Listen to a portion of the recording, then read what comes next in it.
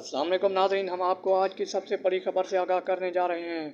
जी हाँ नाज़रीन, जनूबी पंजाब में आज तेज़ हवाओं के साथ साथ शदीद बारिश का इम्कान ज़ाहिर किया जा रहा है। जी हाँ नाज़रीन, आज की सबसे बड़ी खबर से हम आपको आगाह कर रहे हैं कि जनूबी पंजाब के अजला डीजी खां राजनपुर में शदीद हवाओं के साथ साथ तेज़ बारिश का भी इम्कान है। नाज़रीन, इससे पहले आपसे इल्तमास है कि अगर आप नए आए हैं तो हमारा यूट्यूब चैनल ज़मीन वाइज सब्सक्राइब ज़रूर करें ताकि हर आने वाली खबर आप तक बराह रास्त पहुँच सके। जी हाँ नाज़रीन, तो आपका कीमती वक्त ज़ाय के बगैर चलते हैं आज की सबसे बड़ी और अहम खबर की तरफ। जी हाँ नाज़रीन, जनूबी पंजाब के ज़िला डीजी खां राजनपुर में आज तेज़ हवाओं के साथ साथ शदीद बारिश का भी इम्कान है। ये कहना है महकमा मौसमियात का। महकमा मौसमियात के मुताबिक आज